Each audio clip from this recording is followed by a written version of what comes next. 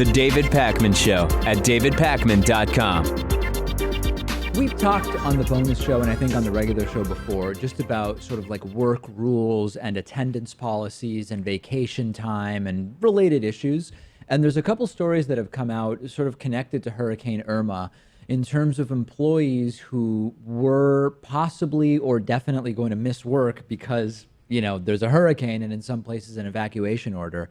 And reportedly, the manager of a Pizza Hut that was in the path of Hurricane Irma was threatening to discipline workers who followed the evacuation order and left outside of a designated time frame. I guess the idea was they weren't telling the employees not to evacuate at all, but they were saying, we want you to do it only within a particular time frame. And if you do it outside of that, it's going to be a problem. And a photo began circulating of a picture. Someone took a picture of a memo at a Jacksonville Pizza Hut location, which had a list of instructions for employees. And it says, you know, basically it's telling minimum wage employees that they need to put their jobs above their safety. Well, it's saying that safety is of our utmost importance when it comes to our employees, but you still have a responsibility to the community and you have to show up to work. And then if you don't show up to work, it's going to be treated as a no-call, no-show, presumably even if you tell us ahead of time. Right. It's pretty ridiculous. 24 hours before the storm, and they had to be back within 72 hours of the... It doesn't really say what. Like, is it they have to be back within 72 hours of the beginning of the storm or of the end of the storm? It's not really clear. And, you know, okay, fine, this is Pizza Hut, and who knows how connected to this Pizza Hut corporate is. This might have been a decision made at the store level. It's not totally clear to me. For me, the bigger issue is just the general way in which employees are treated when it comes to this stuff around safety and just basically common sense. And it relates to work culture in the U.S. at large, I believe. Yeah, there's no common sense here. I mean, I understand some jobs you can't take it off for any reason, even if there is a storm coming. If you're a first responder, if you work in the medical field, I mean, people need you, and that's the time that you're going to be most called upon, right? Sure. But if you work at Pizza Hut, I mean, you're not delivering an essential service. No, well, I don't know. I mean, Subjective. you know, people do need food. Yes, they but do. they don't need prepared food. They don't need someone to go deliver pizza to them. I mean, Not to you'd mention- like to hope that people stocked up on canned goods and stuff like that. Well, even if they didn't, it wouldn't be the minimum wage Pizza Hut employees' sole responsibility to resolve that for people. And I think we're also forgetting that from a totally pragmatic standpoint, if everything's flooded, customers can't get to Pizza Hut, and Pizza Hut delivery drivers can't get to customers either. So, like, what exactly are you going to be doing? There was a story out of Hurricane Harvey where a manager of I don't know if it was Pizza Hut or some other restaurant, delivered pizza using a kayak. Oh, is that right? And maybe the people were hungry and she fulfilled her job, but you can't expect that from everyone. I didn't hear that one. No, that's quite a dedicated employee. Yeah, I mean, what else can we say? Well, I think what I can say is I am not going to Pizza Hut again. Well, I think it's well known and infamous at this point that I once worked at Domino's Pizza when I was 17 years old, and they told us that for no reason could we take off Super Bowl Sunday. You just can't take that day off. That's I think like that the makes pizza, sense. It's the pizza, what would you call it? Pizza Christmas? It's like the Super Bowl of the pizza industry. Right, yeah. Okay. But, I mean, I think that would make sense. Yeah, right. It's sort of like if you say I'm going to work retail or I'm going to sell cars, but I can't work weekends. It's like, well, weekends are when many more cars are sold because that's when more people have time off to go and look at cars. Or I'm going to do retail, but I can't work Black Friday. You got to work Black Friday. Got to work Black Friday. When I worked at Circuit City, I was there at 6 a.m. on Black Friday, which seems late now compared to stores that open at 6 p.m. the previous day or something like that. I once waited in line on Black Friday, and once I got to the front of the line, all I got was a Butterfinger. That's horrible. Yeah. What was it? Like I was 5 there all cents? night. Was it a deal on No, Butterfingers? there was no deal. I just thought it would be funny if I waited outside all night and then ran into the store and bought a Butterfinger and left. All right, well, funny is not the word I thought, but that's, hey, kids have a lot of time on their hands sometimes, you know? Brian Kilmeade from Fox News compared victims of 9/11 basically to slave-owning generals who were trying to destroy the way of life of the United States by fighting a civil war to keep slavery legal. This is the weirdest thing. Brian Kilmeade on Fox and Friends was speaking with Interior Secretary Ryan Zinke before he joined Vice President Mike Pence at the 9/11 memorial in Pennsylvania. Of course, there's a 9/11 memorial in Pennsylvania In addition to the one in New York City, the Pennsylvania one dedicated to those who died when hijackers took over Flight 93 on 9/11 of 2001. And Kilmeade said, do you worry that 100 years from now, someone is going to take that memorial down like they're trying to remake our memorials today?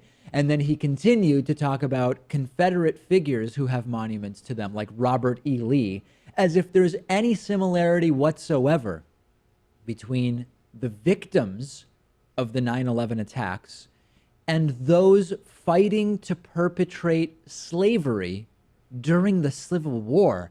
I don't know if the reaction should be that this is an incredibly poor taste and a disservice and disrespectful to the victims of 9/11, or if it's just indicative of a level of stupidity the likes of which should not be on national media in the United States. Well, just because the analogy doesn't make any sense. It's completely backwards. I mean, if there was some statue of Osama bin Laden out somewhere in the middle of the country, then that would make sense to draw the comparison to Confederate generals, I guess, because they both attacked the country. It's closer. It's closer. It's a closer analogy than the victims of 9/11 and generals of the Confederate Army.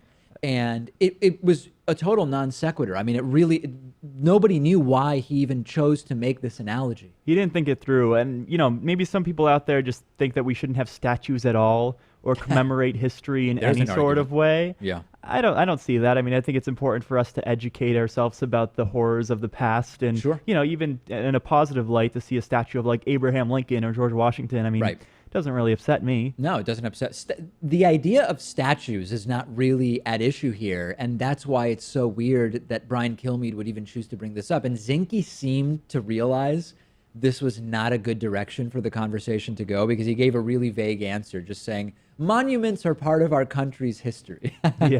And everyone is going to fall morally short since everyone is a sinner, I guess. All statues you could point to and say that person had moments of falling short morally, other than Jesus, of course. Yeah, but the response is coming back to me, and he said that because we're not erecting a statue of Jesus, then we're all going to face him on Judgment Day, and he's going to look down upon that. But we can't be having a statue of Jesus on government property. That would be unconstitutional. There's that, but also, now that I'm thinking about it, by saying that any statue other than a statue of Jesus would fall short of perfect morality, he kind of is saying that the victims of 9/11 and Confederate generals both have misdeeds somewhere in their lives, and thus no statue is perfect.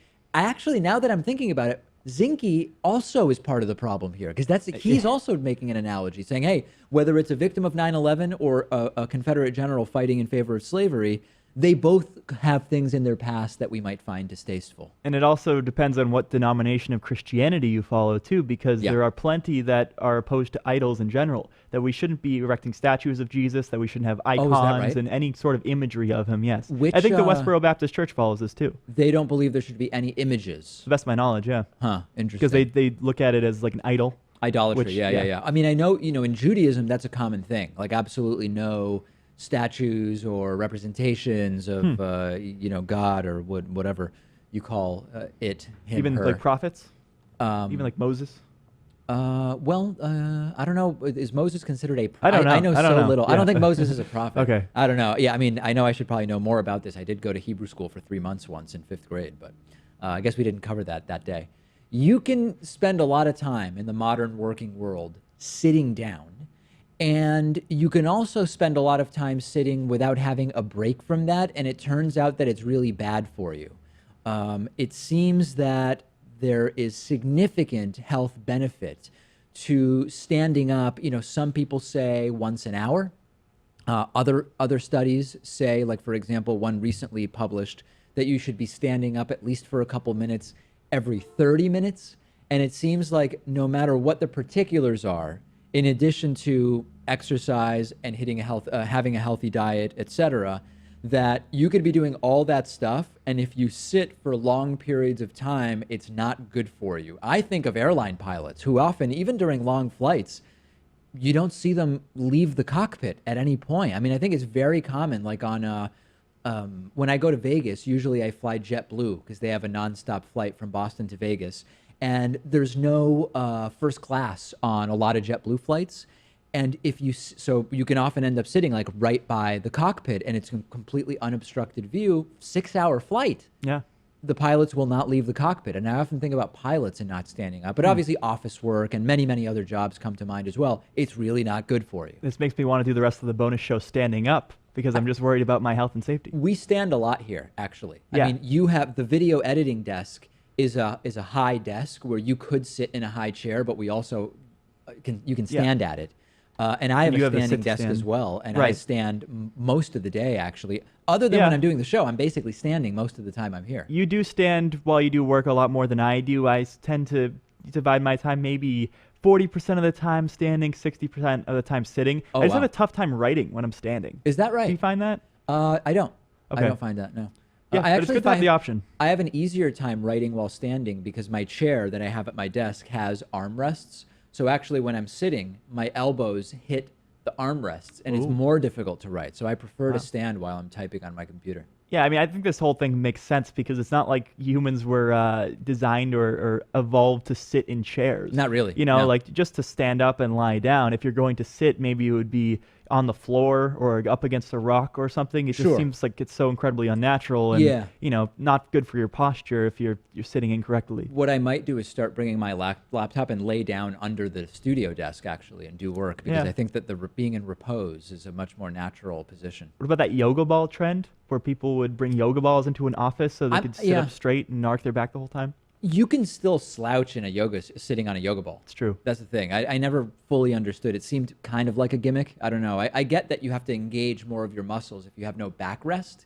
And I guess if you're on the yoga ball, you also could be sliding sideways. So there's probably something to it. Have you seen those treadmill desks? Yes, I have. Those seem like absolutely ridiculous. I mean, I'm sure they accomplish the goal. It does, but when I read about how people have set up basically a reading platform on a treadmill, and when they're doing just reading, that they put the treadmill at like 1.5 miles an hour or something like that, like a very, very slow walk so it doesn't become in any way distracting, and that if you read for a half hour, that you end up getting a lot of walking in every single week just while you're reading. It's actually pretty interesting to me. And it's a lot safer than reading a book walking around outside because who knows what you'll run into. Totally. I mean, if I'm going to go in that direction, I'd rather just listen to an audiobook and take a walk outside. But hey, that's just me. Well, that is just you. I think that's the best conclusion we can draw from that. Okay, well, listen, I don't think it's any surprise that sitting is bad. Sedentary lifestyle is bad. And I've been aware of this since we moved into this studio nearly 2 years ago. I have had a standing desk. Yeah. And we're actually talking to the manufacturer of the standing desk I use about sponsorship on the program because I believe it's a great product. But I won't mention the company now. No. I mean, I think it's pretty dangerous if you go to work, sit 8 hours a day, and then you drive home, maybe your hour commute, and then you go home and watch TV, you're sitting down for the entire day. You could have two people, both of whom go to the gym for 45 minutes 5 times a week, one of whom stands at work and takes the subway in, another who sits at work and drives in. And even though they might have an identical diet and the identical time spent at the gym, that's a lot of time at the gym. Drastically, 5 days a week. Drastically different health outcomes. Yeah, that's crazy. All right, I think I'm done with this topic. The David Pakman Show at davidpakman.com.